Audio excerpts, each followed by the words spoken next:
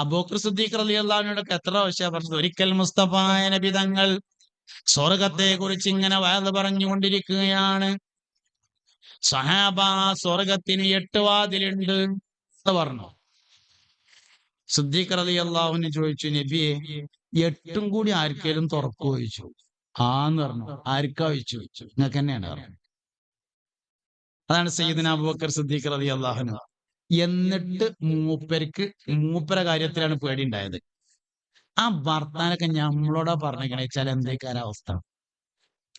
നമ്മളാണ് ഇപ്പൊ മിറാജിന് പോയി വന്നതെന്ന് വിചാരിച്ചു നോക്കാണ്.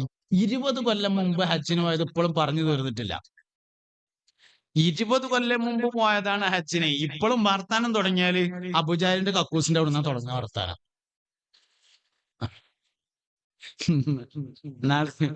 ഉമ്മറൊക്കെ വന്നപ്പോ ഒരു പാകിസ്ഥാനി ഒരു പോലീസുകാരനോട് അബൂജാലിന്റെ കക്കൂസ് ചോദിക്കുന്നുണ്ട്. ഓർക്ക് എന്താ അബൂജാലിന്റെ കക്കൂസ്. അപ്പൊ അങ്ങനെ എന്തായാലും ആട്ടെ.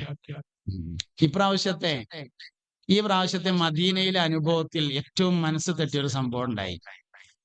പിന്നെ ബഹുമാനപ്പെട്ട സൽമാൻ അൽ ഫാരിസി റളിയല്ലാഹു അൻഹുവിന്റെ തോട്ടം കണ്ടു. മദീനയിൽ സൽമാൻ അൽ ഫാരിസി റളിയല്ലാഹു അൻഹുവിന്റെ പേരിൽ ഒരു തോട്ടമുണ്ട്, ഒരു ഈത്തപ്പനത്തോട്ടം.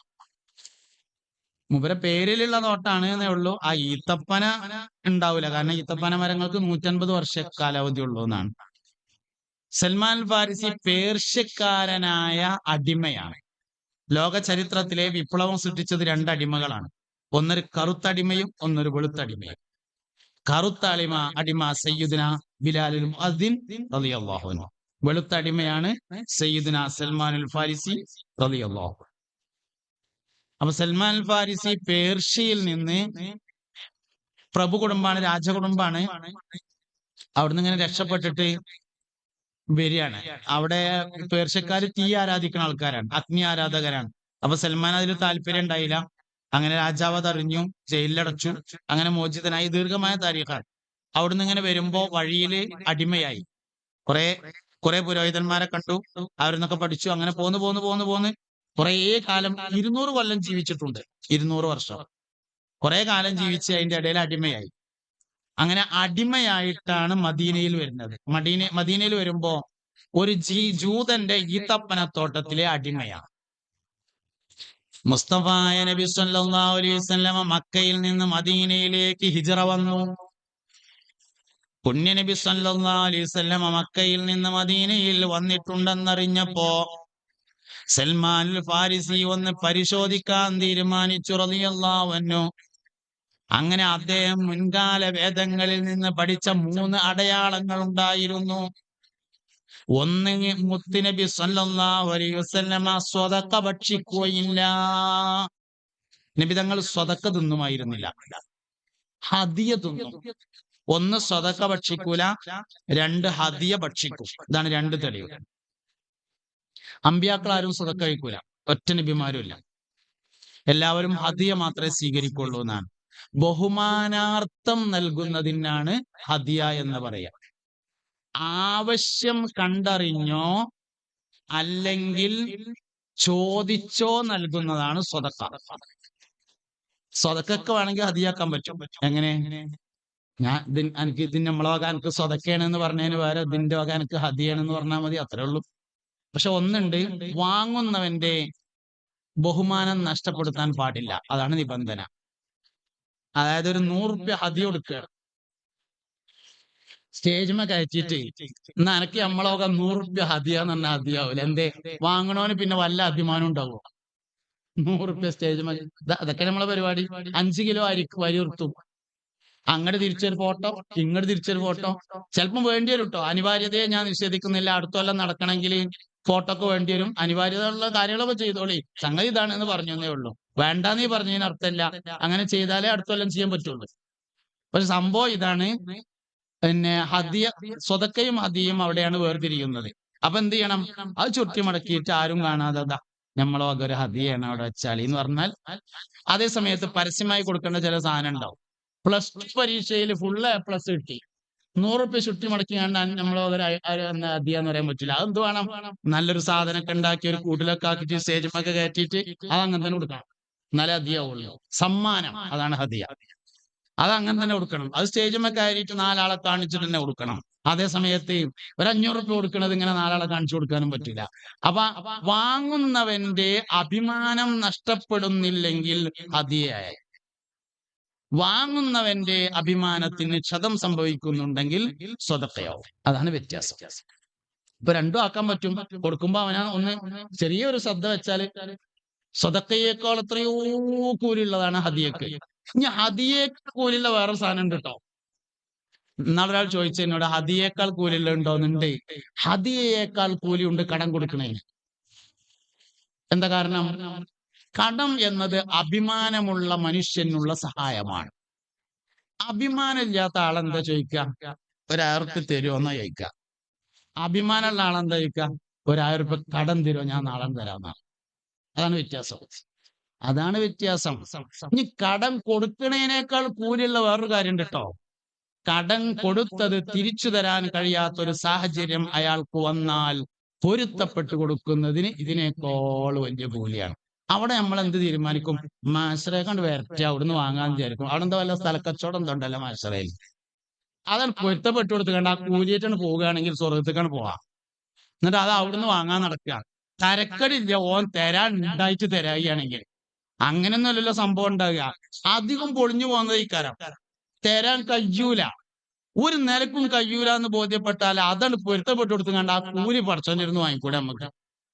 അപ്പം ഹദിയേക്കാൾ കൂലിയുണ്ട് കടം കൊടുക്കണേന്. കടം കൊടുക്കണേനേക്കാൾ കൂലി കിട്ടും അത് തിരിച്ചു തരാൻ കഴിയില്ല എന്ന് ബോധ്യപ്പെട്ടാൽ പൊരുത്തപ്പെട്ട് കൊടുക്കണേന്.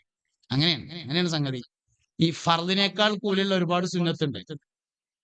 സക്കാത്തിനേക്കാൾ കൂലിയുള്ളതാണ് ഈ പറഞ്ഞ സാധനമൊക്കെ.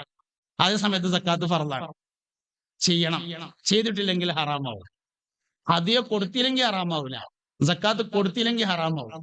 അതേ സമയത്ത് ഫളായിൽ കൂട്ടി നോക്കിയാലോ സക്കാത്തിനേക്കാൾ ഫളായിലുണ്ട് ഹദിയ കൊടുക്കണേന്. അങ്ങനെയാണ്.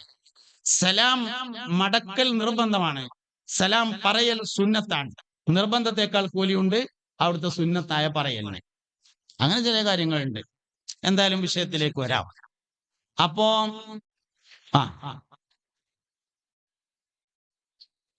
എങ്ങനെ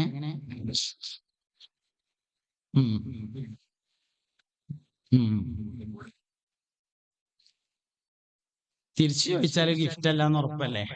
അതിന് വേറെ പേരിടേണ്ടി വരും. തിരിച്ചു ചോദിച്ചാൽ ഗിഫ്റ്റ് അല്ല എന്ന് ഉറപ്പ്. ആ കൊടുത്തത് ഗിഫ്റ്റ് അല്ല, അത് നിബന്ധനയോടുകൂടെ കൊടുക്കുന്ന കടമാണ്. ശരിക്ക് നിബന്ധനയോടുകൂടെ കൊടുക്കുന്ന കടം ആയിട്ടാണ് പരിഗണിക്കപ്പെടുക. ഇനി അല്ലെങ്കിൽ നിബന്ധനയോടുകൂടെ കൊടുക്കുന്ന സ്വതക്കയും ഉണ്ട് കേട്ടോ. സ്വതക്കയുണ്ട്, അങ്ങനെ നിബന്ധനയോടുകൂടെ കൊടുക്കുന്നുണ്ട്. അങ്ങനെയൊക്കെ ആയിട്ടേ പരിഗണിക്കുള്ളൂ. ഹദിയ ഗിഫ്റ്റ് ആയിട്ട് നമ്മൾ ഗിഫ്റ്റ് എന്ന് പറഞ്ഞതുകൊണ്ടൊന്നും ആയില്ല.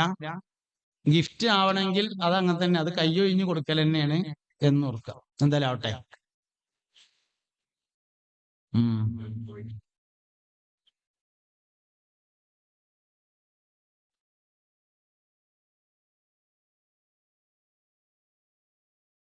ഓന്റെ ഭാര്യക്ക് തന്നെയല്ലേ?